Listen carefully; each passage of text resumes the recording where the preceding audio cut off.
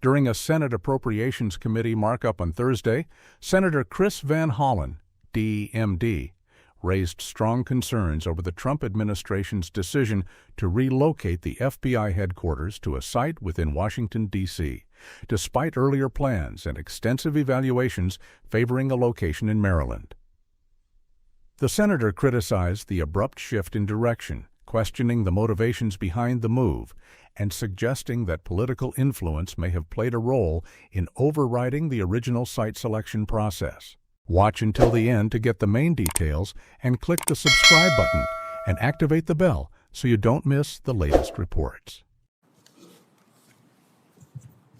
Are there other senators who wish to speak on this amendment? Senator Madam Van Chair. Hollen. Thank you, Chair Collins. And I want to start where I started last week, I think it was exactly a week ago, which is thanking my colleague, Senator Moran and his team, for working to put together what was overall a very strong piece of legislation for Commerce State Justice.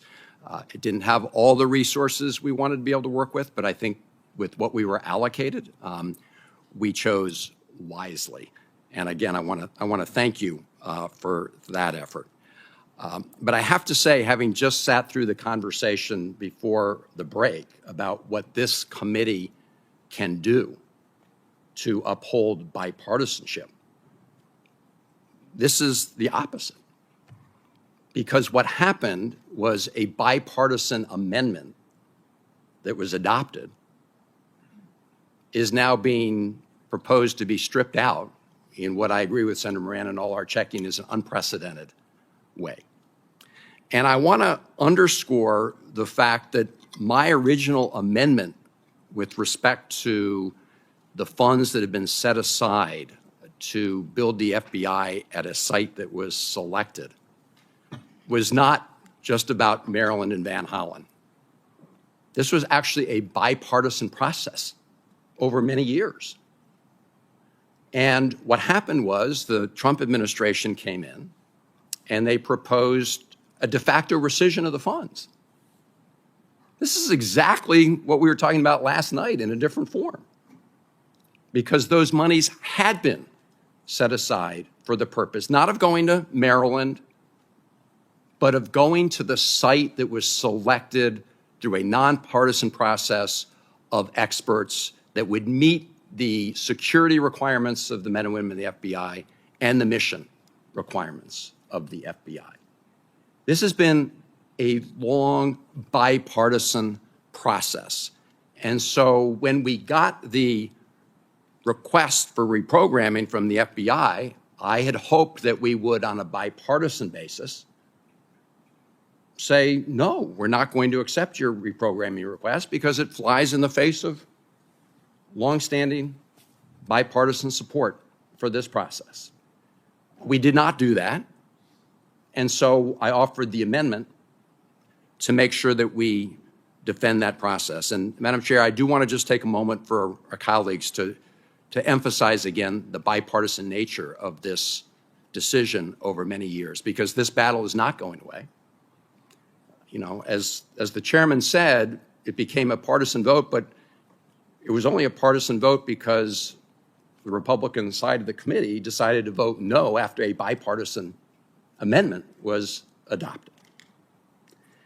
And so this is a microcosm of the overall challenge that we are facing. And I would have hoped that as a committee that we stood up for that bipartisan decision. So let me just, Madam Chair, I'm going to put a couple things in the record because I want to make it clear once and for all that this is not just a process that was invented by Senator Van Hollen.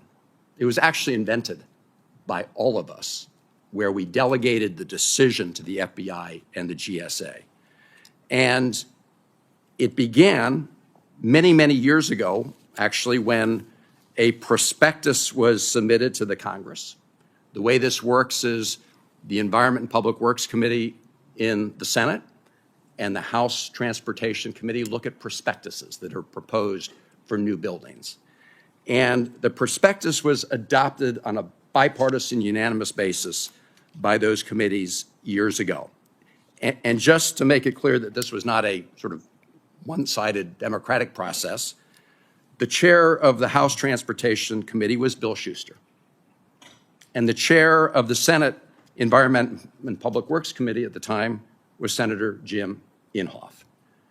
They adopted the prospectus.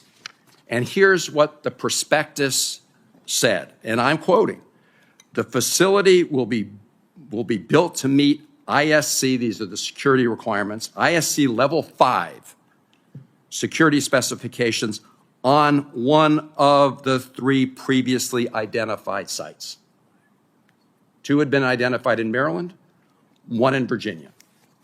So there you have, on a bipartisan basis, a decision being made that whichever of those 3 sites won the competition to meet the security and mission requirements of the FBI would be chosen. It didn't end there. The document will be included in the Madam record. Chair. Thank you. It didn't end there. If you look, and I'm not going to belabor all the reporting that this committee has done over time on this issue, but suffice to say that this committee has made clear what the purpose of the funds were, both in the Department of Justice FBI account and in the GSA account, which is in the FISG bill. But just for one example, this is the omnibus bill that we all of us who were here at the time back in 2022 voted for, at least those of us who voted for the bill, which I think most of the members of the Appropriations Committee did. It says this: "The administrator of the General Services Administration shall select a site from one of the 3 listed in the General Services Administration's fiscal year 2017 prospectus," which I just read from, "for a new facility, Consolidated Federal Bureau of Investigation's headquarters. Such decision shall be made in an expeditious manner as possible." So again, the authorizing committees on a bipartisan basis set up this process to pick from one of 3 sites, because all 3 sites were determined that time to meet the security requirements, but they wanted to pick the best one. And we ratified that. And I would ask that this be submitted for the record, Madam Chair. Without objection. And I would ask, Madam Chair, that the final decision announcement from the GSA be put in the record. Without And objection. it wasn't Van Hollen or Senator Mikulski or anybody else that picked this site. It was the result of a process set up in a bipartisan way by all of us around this table. And that's what I was trying to protect. Now, I do want to say one more thing, because my view is that we should be preserving decisions that we previously made. And everything we just talked about before the break was about that. And here was our opportunity to do it. In my view, we did. And now we're trying to undo it. All of a sudden, the FBI decided that they wanted to move to the Ronald Reagan building.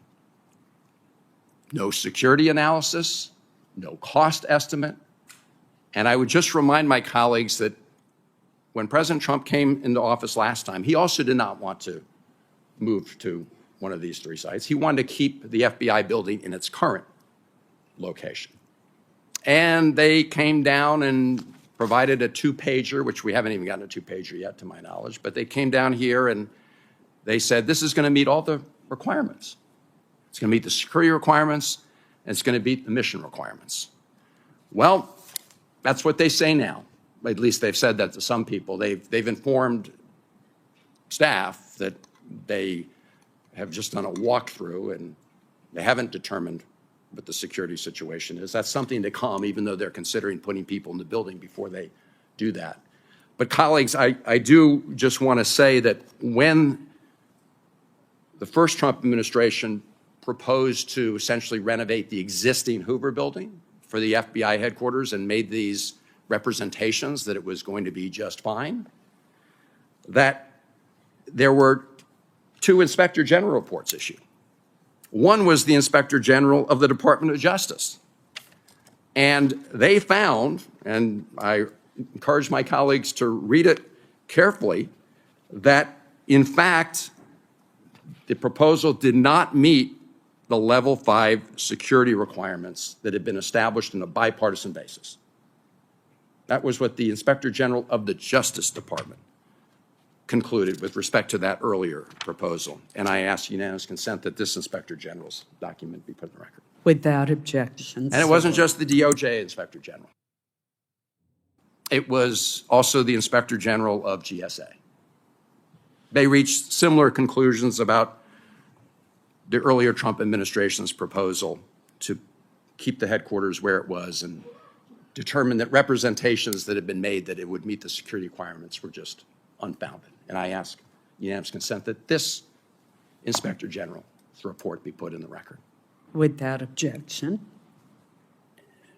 Now, colleagues, finally, I would point out that there's a statute that was adopted when the Ronald Reagan building was created, making it clear what the purposes of that building were, including a number of tenants and the International Trade Administration is supposed to be a sort of a center for trade and commerce. And there are also a lot of other tenants in that building now, some public agencies, the National Children's Museum, a non-public agency, is part of that building. We've seen no plan as to what's supposed to happen to all those tenants in the building. So we have to be real that this was something that thought has not really been put into it. We have a selected site that was based on competition, based on an analysis of security requirements, based on analysis of FBI admission requirements. It took way too long, I'll acknowledge that. But a decision was finally made pursuant to a bipartisan process that I didn't set up, we all set it up. And now they propose to undo that. So I would say this is a microcosm of exactly what we were talking about before the break. Whether this committee is going to stand up for the work it's done on a bipartisan basis. I didn't know that Maryland would be selected in the end. But that's the process we set up. And that is why that bipartisan amendment was important. And Madam Chair, we talk about 60 votes on the floor of the Senate. I would suggest that it's pretty crazy that this amendment that was to stand up for congressional prerogatives would then be the reason our Republican colleagues on the committee decide not to support it. That's exactly the problem that we've been having. It's not just the President of the United States. It's all of us. And so I will strongly oppose this amendment. And I have to say, Madam Chair, that as I said earlier, if this is stripped out, I will change my vote to no. And again, not just because of this, it's Maryland. I mean, this goes to the heart of everything we've been talking about here. Reversing a decision and process that we made over many years. So I appreciate my colleagues listening to me about this. It's not going away because we have collectively have spoken on it for very many years.